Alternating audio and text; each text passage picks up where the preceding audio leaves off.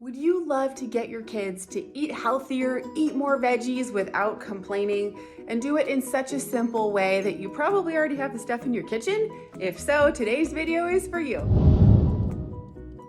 3 ways to use spaghetti squash that you might not know about yet, plus 1 way that involves chocolate. If you've ever wished that you could get your kids to eat more veggies or perhaps get more veggies in yourself, you're in the right place because I love to just eat fresh veggies and teach my family to do so, but hidden veggies make it really, really fun. So today we're going to talk about 3 ways that you just may not know about yet, how to use an amazing vegetable called spaghetti squash. It is really, really fun. Let me know down in the conversation if you already use spaghetti squash or if this maybe be the first time that you've been introduced to it.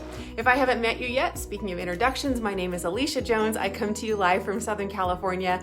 Please let me know if you're joining me live. I would love to say hello to you, or if you are catching this on the replay, drop me a hashtag replay down below. As you know, I'm a certified health coach that loves to create connection through cooking, classes, healthy lifestyle, nutrition education.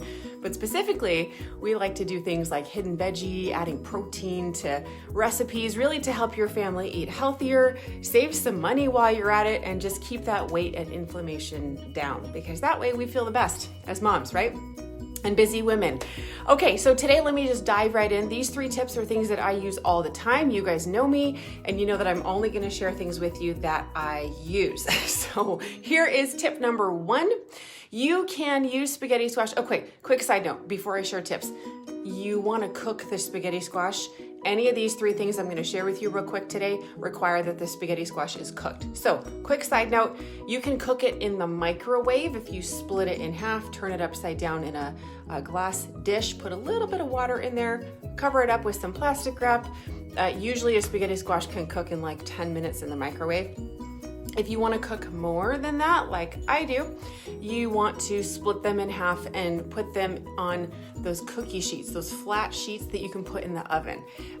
Personally, I like to line mine with parchment paper, just keeps the cleanup really easy, and then I can cook probably 4 squashes at a time, split them in half so I get 8 halves out of them. If you aren't already aware, spaghetti squash has seeds, very similar to pumpkin, right? It's in that same family of vegetables, so you gotta get the seeds out.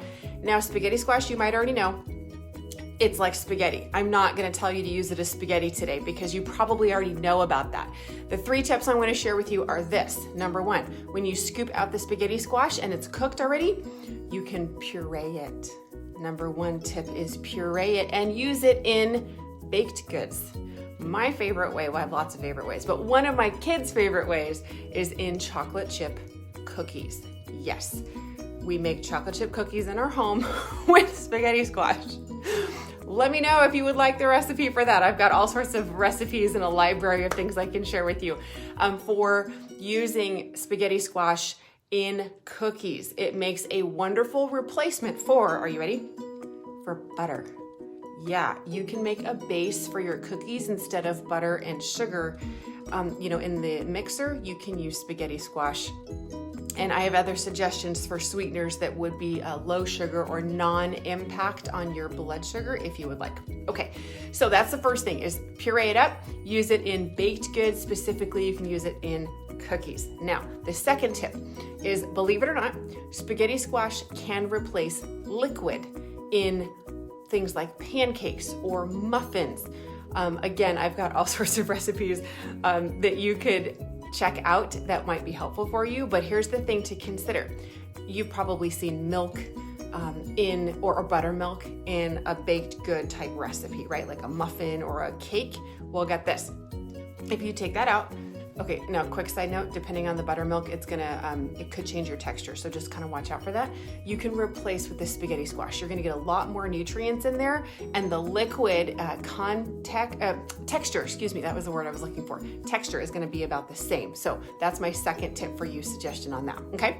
And then the third tip is, in case you aren't already aware, spaghetti squash is very mild in flavor, so you can replace the seasoning. If you don't wanna make it a sweet flavor, you can make it a savory flavor, and you can't even tell the difference. So that's how you can use it.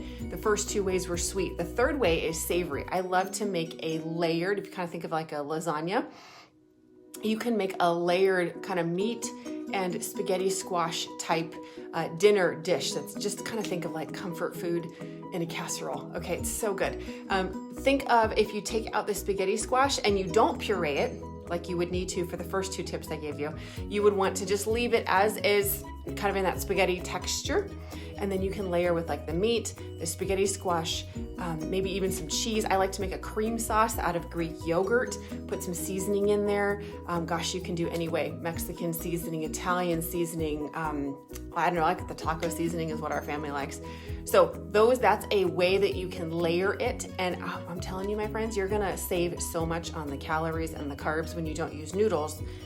Traditional pasta noodles, you can use the spaghetti squash to layer it, okay? So I hope these ideas of replacing typical or traditional ingredients in baked goods as well as a savory dinner dish can help you, help your family, right? That's the whole point, is help yourself be healthy, help your family be healthy, your extended family, and I hope that these really served you well. I hope that you will take these ideas. Let me know which one resonated with you down below. If you want any of those recipes I mentioned, you can put recipes down below and I can give you access to I have a library on my website of classes and recipes and all sorts of fun stuff. So I'll get that to you if you like.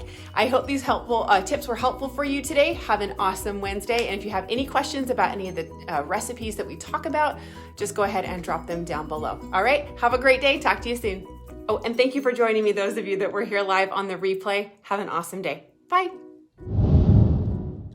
I hope you enjoyed today's video and got some valuable tips and tricks for how to help your family eat healthier, more veggies without complaining. If you want to see some helpful examples, grab the snack list I prepared for you. It's in the description of this video. There's even a recipe book down there that you can see hidden veggie plus protein style recipes for your family. Super simple to make, guaranteed for the kids to love it because I tested it out on my kids. If you got value from this video, please like, subscribe, and share this with someone that you know is also trying to get their family to eat healthier. See you next time.